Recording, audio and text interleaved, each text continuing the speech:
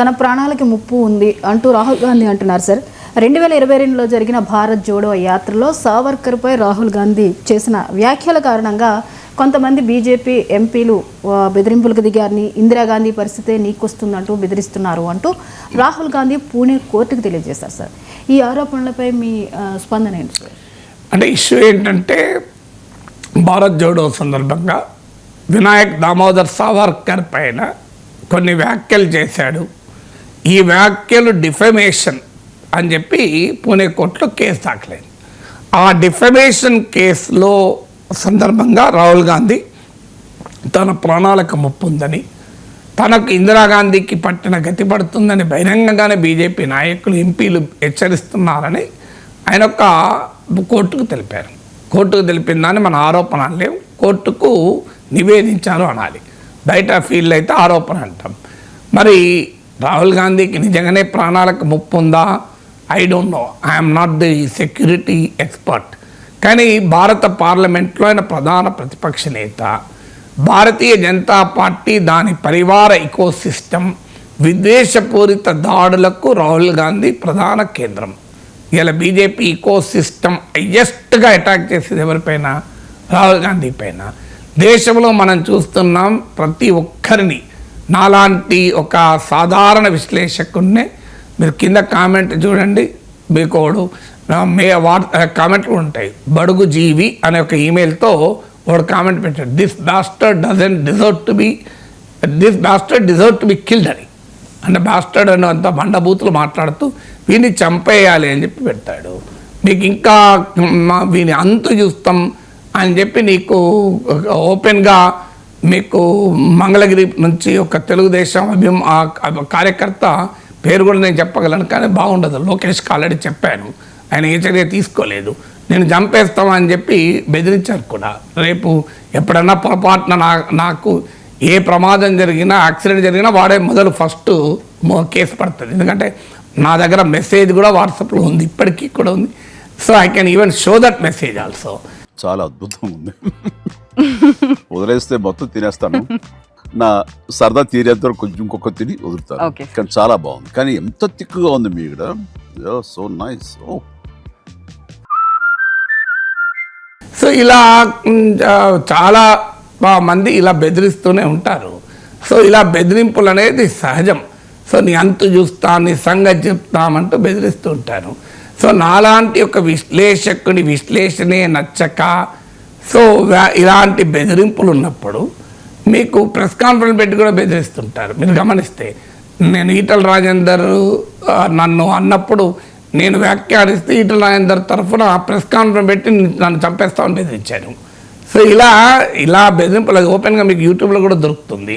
ఎవరికైనా కావాలంటే నేనైనా పంపించగలను. సో ఎందుకంటే ఈ మధ్యనే ఈటల రాజేందర్ పిఏ కూడా పంపించాను. ఏమైనా చూడు, నీకు అర్థమవుతుంది ఎట్లా బెదిరించారనేది. బీజేపీ అగ్రనేతలకు కూడా పోయింది అది, విత్ ట్రాన్స్లేషన్ కూడా. సో అందువల్ల ఇలా మీకు అది ఈటల రాజేందరే చేయించారని నేనేం ఆరోపించడం లేదు. కానీ ఈటల రాజేందర్ తరఫున వాళ్ళు ప్రెస్ కాన్ఫరెన్స్ పెట్టి ప్రెస్ క్లబ్లో బెదిరించారు ఓపెన్గానే. సో ఇంత ఓపెన్గా చెప్తున్నా కదా, నేను సీక్రెట్ ఏం కాదు, ఆ వీడియోలు కూడా ఉన్నాయి. ఈవెన్ నవ్ కూడా యూట్యూబ్లోకి వెళ్ళి తీసేయలేదు. ఈవెన్ నవ్ ఇప్పటికీ ఈటల రాజేందర్ నాకు సంబంధం లేదు, ఇది తప్పిది సరైనది కాదు అని అనలే. సో కానీ నాగేశ్వర్ ఎప్పుడైనా ఎవరిపైన, ఈటల రాజేందరే కాదు ఎవరిపై కూడా నేను ఎక్కడన్నా అభ్యంతరకరంగా, అసభ్యంగా, ఒక్క మాట అమర్యాదకరంగా మాట్లాడాలి ఇంతవరకు నా జీవితంలో. తెలిసి కానీ తెలియక కానీ కొన్ని వేల గంటలు లైవ్లో మాట్లాడినా కూడా సాధారణంగా లైవ్లో మాట తప్పే ప్రమాదం ఉంటుంది. కానీ లైవ్లో కూడా నేను మాట తప్పలేదు ఇంతవరకు.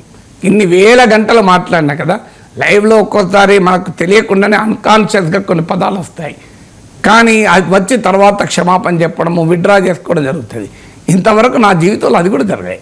ఎందుకంటే నేను 22 ఏళ్ళుగా 2003లో 24 hour టెలివిజన్ వచ్చినప్పటి నుంచి, అంతకు ముందు నుంచి కూడా నేను కొన్ని వేల గంటలు మాట్లాడాను. బహుశా తెలుగు టెలివిజన్ తెరపైన యాంకర్లు కాకుండా అత్యధికంగా కనబడేవాడిని నేనే. మరి నేను ఎప్పుడు మాట్లాడకపోయినా నన్ను బెదిరిస్తున్నారు కదా. నన్ను బెదిరిస్తాను, నేను ఈవెన్ కేసు కూడా పెట్టానే. ఆ కేసు ఎక్కడ పోయిందో ఎవరికి తెలియదు. సో అందువల్ల ఫోన్లు చేసి నన్ను చంపుతామని బెదిరించిన రోజు పోలీస్ కేసు కూడా పెట్టాను. కానీ వాళ్ళు విచారణ జరిపి దీంట్లో ఏమీ మాకు దొరకడం లేదని వదిలేశారు. ఎందుకు నా అనుభవాలు చెప్పానంటే, నాలాంటి వారికే పొలిటీషియన్స్ నుంచి, పొలిటికల్ ఇండివిజువల్స్ నుంచి నచ్చని వారు ఇలా అటాక్ బెదిరిస్తే ఇక రాహుల్ గాంధీని బెదిరించరా అని చెప్పడానికి చెప్పాను. ఈ కంపారిజన్ అంతా నాలాంటి సామాన్యుడికి ఇలా వస్తే రాహుల్ గాంధీ ఈ దేశంలో బీజేపీ ఇకో సిస్టమ్ తీవ్రమైన విద్వేషాన్ని వెళ్ళగక్కే కేంద్ర బిందువు రాహుల్ గాంధీ. సో రాహుల్ గాంధీ వాళ్ళకి శత్రువు, నేను శత్రువును కాదు, నా వల్ల ఎవరికి ప్రమాదం లేదు, నా వల్ల వ్యక్తులకు ప్రమాదం లేదు, నాయకులకు ప్రమాదం లేదు, పార్టీలకు ప్రమాదం లేదు, నా విశ్లేషణ వల్ల ఏ ప్రభుత్వాలు పోవు, ఏ నాయకుడు ఓడిపోడు, ఏ నాయకుడు గెలవడు, ఏ ప్రభుత్వం రాదు. అయినా నా మీదనే అంటే ఇక రాహుల్ గాంధీ పైన కొన్ని మిలియన్స్ ఎక్కువ ఉంటుంది కదా, దాడి ఉండకుండా ఉంటుందా? సో అందువల్ల ఖచ్చితంగా మీకు ఆ రకమైనటువంటి ప్రమాదము, బెదిరింపులు రాహుల్ గాంధీకి వచ్చి ఉండవచ్చు. రాహుల్ గాంధీ అన్నదాన్ని నేనేమీ కాదనలేను, ఎందుకంటే నా అనుభవంతో చూసినప్పుడు ఖచ్చితంగా రాహుల్ గాంధీకి బెదిరింపులు వచ్చి ఉండాలి. ఆయనను రక్షించాలన్న బాధ్యత భారత ప్రభుత్వం పైన ఉంటుంది. అదే కాకుండా ఆయన కుటుంబంలో 2 బలయ్యారు కూడా ఈ విద్వేషానికి, ఈ ఉన్మాదానికి, ఈ తీవ్రవాదానికి. మీకు ఇందిరాగాంధీ బలయ్యారు, రాజీవ్ గాంధీ బలయ్యారు. సో అందువల్ల ఆ కుటుంబాల్లో 2 కోల్పోయిన చరిత్ర కూడా ఉంది కదా.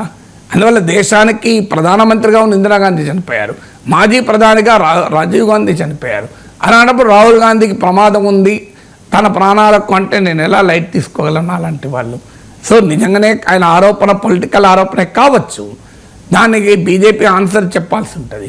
కానీ we cannot take it for granted. ఏదో ఇది అంత కొట్టిపారేయలేము. డెఫినెట్గా ఆయన ప్రాణాలకు ముప్పు ఉంటే మోడీ ప్రభుత్వం అన్ని చర్యలు తీసుకోవాలి.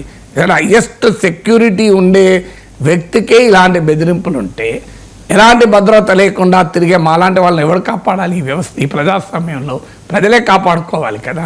సో అందువల్ల అయితే ప్రతి బెదిరింపు సీరియస్ అని అనను.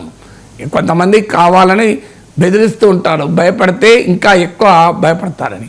నాలాంటి వాడు కావచ్చు, రాహుల్ గాంధీ లాంటి పొలిటీషియన్లు కావచ్చు, ఇలాంటి పిచ్చి బెదిరింపులకు భయపడి మా పని ఆపే ప్రసక్తే లేదు.